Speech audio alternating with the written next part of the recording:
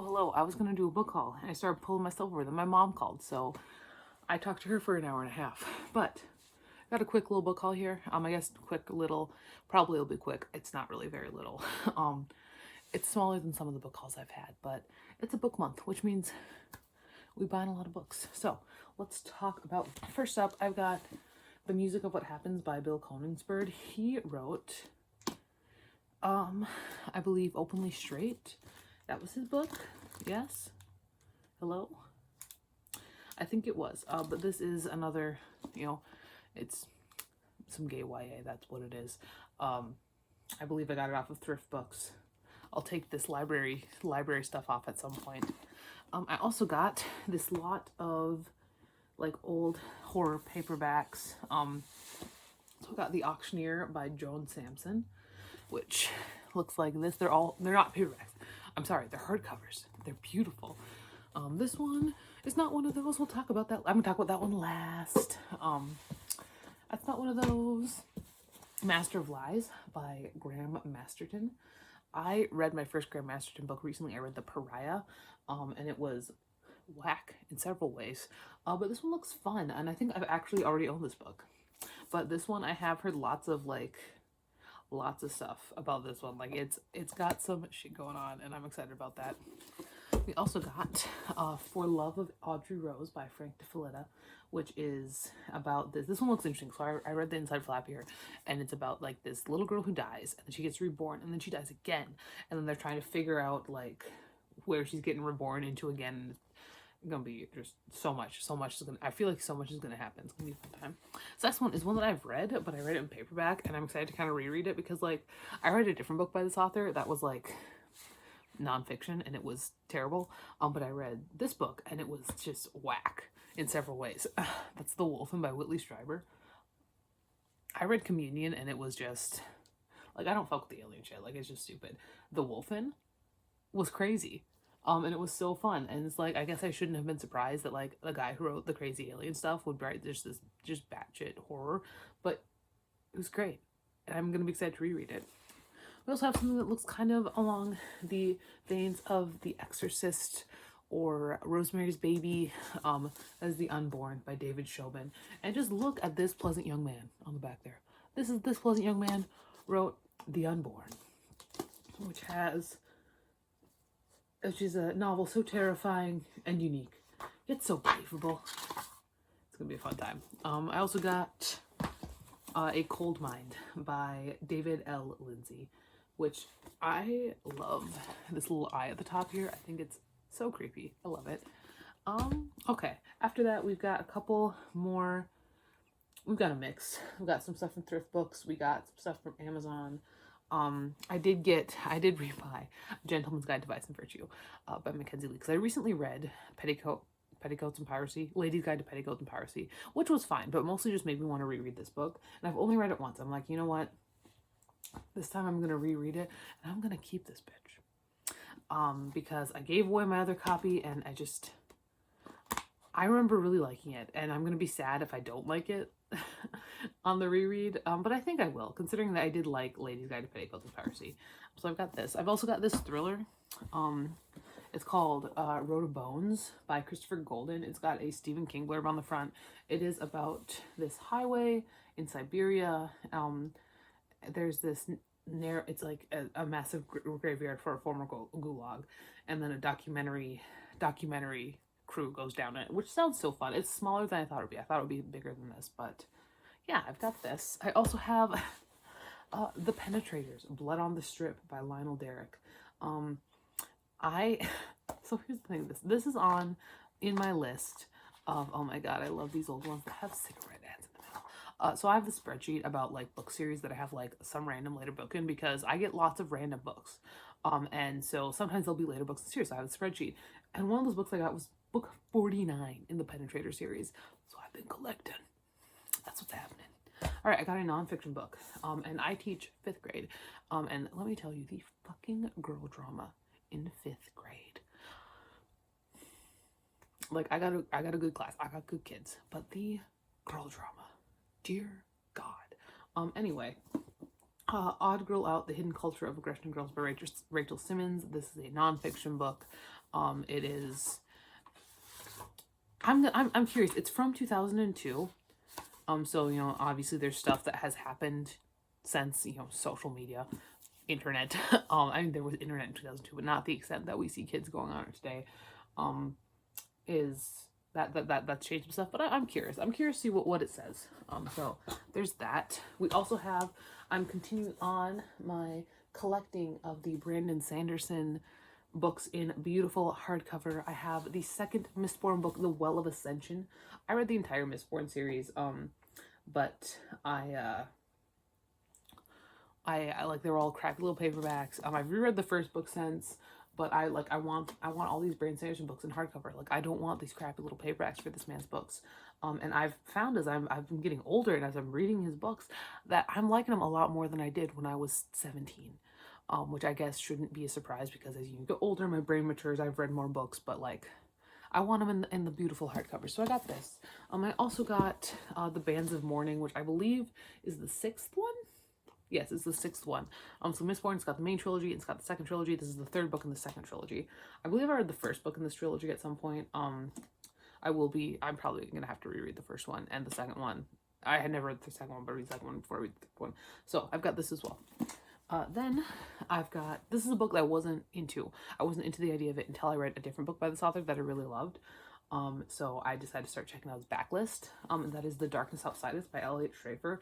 I read Charming Young Man and I thought it was fabulous. I really liked the writing. I really liked the characters. I really liked what he did with it. And that one, it takes place in like 19th century France. So it's like, that's my shit. This is science fiction, which is very much not my shit. And so I wasn't ever interested in this. But since I read Charming Young Man, I'm like, well, maybe I'll check it out. So yeah. I also have a book that, so when this book came out, it was kind of like a small groan, because it just looks kind of stupid, but like, it looks fun. I got this off of Thrift Books. It's Jack of Hearts and Other Parts by L.C. Rosen, with it's about this gay kid who is like the target of lots of like a smear campaign or something like that. I don't know, but I've got it. I've also got a middle grade book that is on the queer train, I guess. I've got Rick by Alex Gino, which is about this kid who's going into middle school, and he's friends with a couple of jerks. I believe he's figuring out that he maybe doesn't like anybody, which is, I don't know. I remember when I worked at the library flipping through this a couple of times. Like,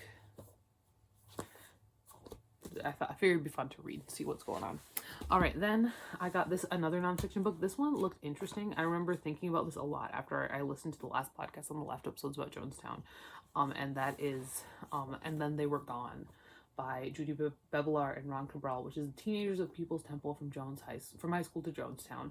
And the thing with these kids is that like, they like the Jonestown, the cult had so many foster kids, and they just took them down to Guyana and killed so many of them. And it was just, yeah, no, this is something that has been so interesting to me,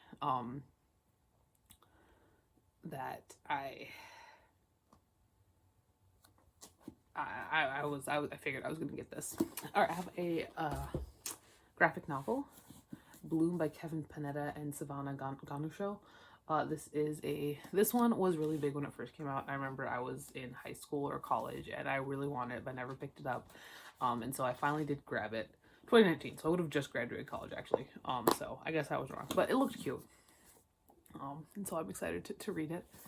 I've got a book. Oh my gosh, I know this author. I've been meaning to pick up her book for forever. I used to play D&D with her. I used to work with her at the library. Her dad taught me creative writing.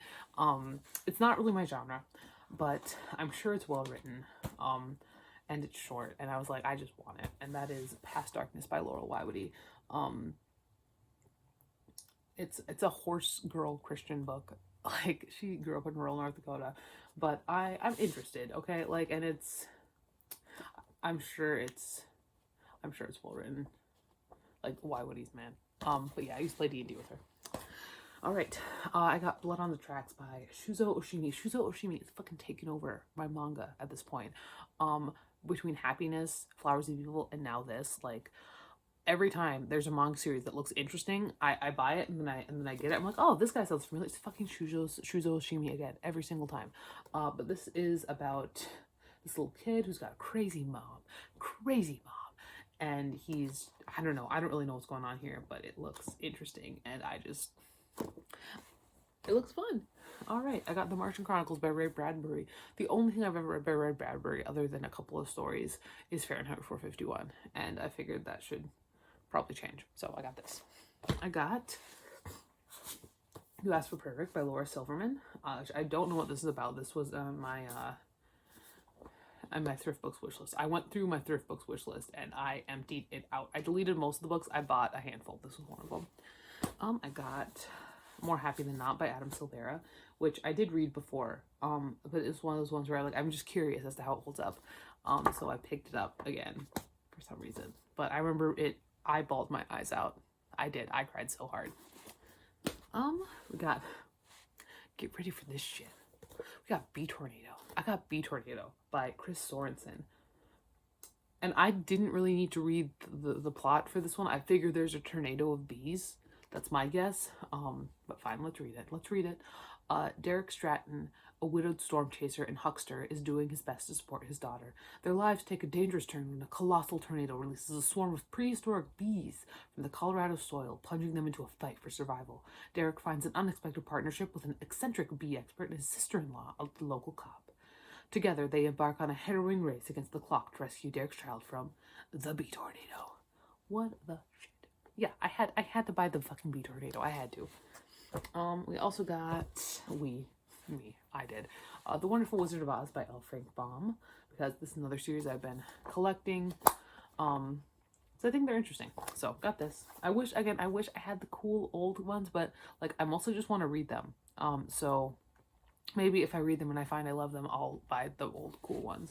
But you know, I got The Avant-Gardes Volume 1, which looked fun. We got basketball happening. I don't know. And we got Always Never Yours by Emily Wibberley and Austin Siegman Broca. I don't know what this is about, but it looks like a young adult contemporary, so we got this. And then the one that I saved for the end. So I came out with another book, and this one I'm so fucking proud of. This is my favorite book I've come out with ever. And I've said that a couple times, but right now I mean it again. It's Guillaume. Look at this cover. I'm going to read the back to you. 6 years ago, 42 boys crashed on an island in the Caribbean. Only 15 of them made it back alive. Now his first year of college, Ashton Collins is trying to keep his life normal. But turning 18 means that Guillaume Margot, the purported antagonist of his island, has been let out of the psychiatric ward he's lived in since the rescue. And Guillaume getting set free means that Ashton has to confront some things he'd rather keep inside. For example, the fact that he was Guillaume's right-hand man. When Guillaume shows up as Ashton's college roommate, Ashton's faced with the decision. Does he slip right back to his role at Guillaume's side? Because Guillaume has a list, and he's not resting till every boy who made it back from the island alive is dead.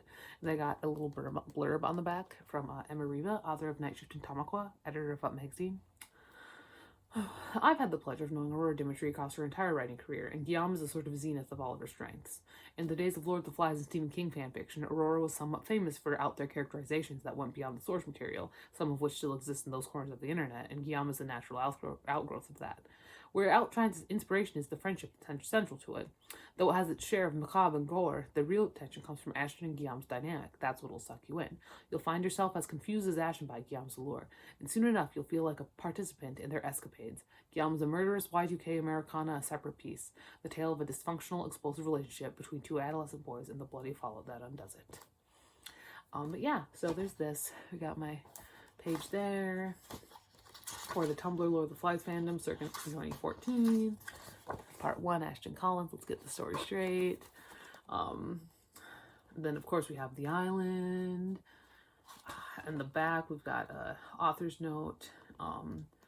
We've got a playlist. I'm going to read you a couple of the titles. We got The Horror of Our Love by Ludo, The Greatest Story Ever Told by Ice Nine Kills, Destroy Me by Dr. Kitty, Casanova, C'est la Vie by The Funeral Portrait, Bruises and Bite Marks by Good with Grenades, Madame Lemore by New Haven, The Phantom of the Opera, the Matt Copley version, Kiss Me You Animal by Burn the Ballroom, Jesus Don't Like That I'm Gay But Satan's Cool With It by Lil Boudin, What Else Could It Be But a Jester by The Garden, Raging on a Sunday by Bones, Closer by Burn Season, This Is Love by Air Traffic Controller, The Kid I Used to Know by Arrested Youth, Jalouse by Eskimo, Addict, the Jacob Takanashi Dave Captivity version, not the one from the Has-Been Hotel, but the metal version, and Tentacles by Ghost Town, my author's note. No, I fucking love this book, and I do think it's the best thing I've ever written. I don't know, I love it. I love it so much. I love it so much. Yeah, no, buy it please, because I think it's good. But yeah, that's my book haul right there. That is everything. I will talk to you later, and goodbye.